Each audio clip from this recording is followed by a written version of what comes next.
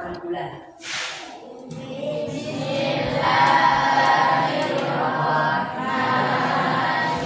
Ibu mau absen dulu. Hari ini siapa yang hadir? Apa keterangannya? Ada absen. Ada lagi yang nggak hadir? Ayo, tepuk semangat.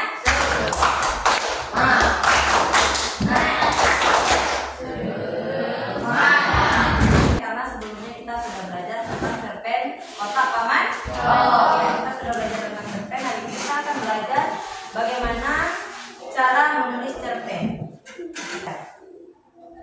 Pernahkah kamu membaca cerpen yang membuatmu terkesan? Pernah. Apakah kamu ingin menulis cerpenmu sendiri? Ingin. Siapa yang membaca? Cerpen adalah karya sastra yang berbentuk proses fisik dengan jumlah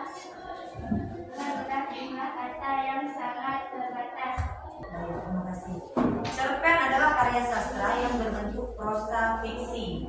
Kemarin kita sudah belajar fiksi. Fiksi adalah kisah yang tidak nyata dengan jumlah kata yang sangat terbatas. Biasanya 1.000 hingga 20.000 kata. Fokus pada satu konflik dan biasanya habis dibaca dalam sekali duduk. Berarti cerpen ceritanya pendek dan habis dibaca dalam sekali duduk. Selesai dalam sekali duduk.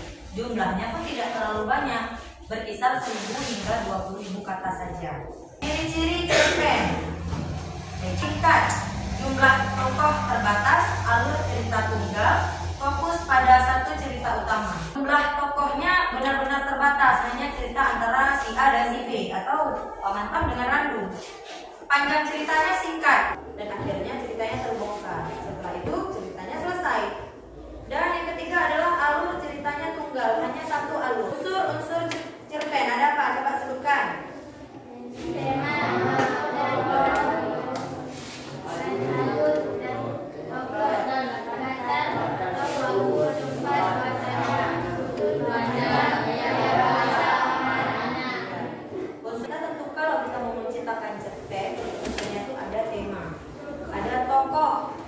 temanya tentang apa? Temanya tentang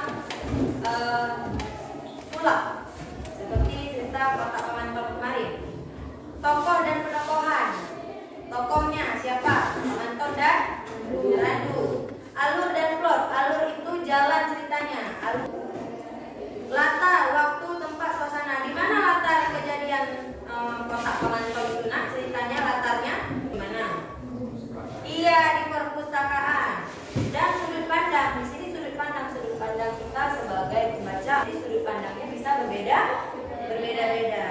Dan di sana ada gaya bahasa, itu tergantung penulisnya mau menggunakan bahasa apa, gaya bahasanya, paham ya?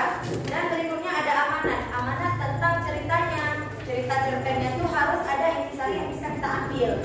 Misalnya, jangan bersikap seperti itu, jangan terlalu berekspektasi tinggi, atau janganlah kita berekspektasi tinggi atau berharap lebih kepada seseorang. Menulis cerpen, kita kan ingin menulis cerpen, apa-apa saja langkah yang harus kita lakukan. Yang pertama, ayo coba baca, Fadil. 1. Menentukan tema dan pesan. Ya, menentukan tema dan pesan. Berarti kita mau nulis nih cerpennya. Kita mau menentukan temanya. Kira-kira kita mau buat cerita tentang apa ya? Apakah tentang cerita sekolah misalnya, atau cerita tentang kehidupan rumah, atau cerita tentang horor misalnya. Jadi kita harus punya temanya dulu. Ini temanya horor kah, ceria kah, sedih kah, dan pesan. Kita harus tahu setelah kita buat tema ini nanti tujuannya, pesannya untuk penontonnya seperti apa, untuk pembacanya seperti apa. Baik nak, melalui langkah-langkah menulis cerpen ini kalian ditugaskan untuk membuat cerpen sendiri. Sudah paham nak penjelasan ibu? Sudah. Ada pertanyaan? Ya. Oh, tulis cerpennya berapa lembar? Di sini ada ibu jelaskan. Cerpen jumlahnya terbatas, biasanya 1.000 hingga 20.000 kata. Berarti dikira-kira saja nak, 1.000 sampai 20.000 kata. Ada lagi yang mau bertanya? Gak ada? Sudah paham? Ya, kita tentukan tema dulu. Tokoh dan penokohan, alur, lalu kita lanjut ke langkah-langkah menulis.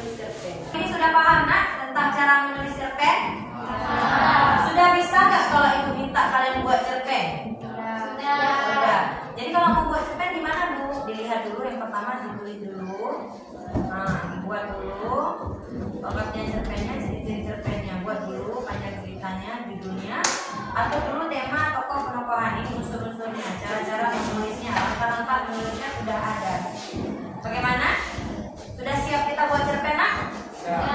Sudah terpikir judulnya? Ya. Belum. Ya masih dipikir-pikir. Oke, nggak apa-apa. Kita menutup pelajaran pada hari ini. Boleh sekali lagi kita ice breaking untuk menutup? Ayo, kita mau semangat.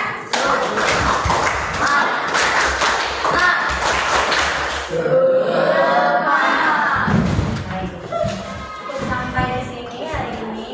Terima kasih. Assalamualaikum warahmatullahi wabarakatuh. Waalaikumsalam.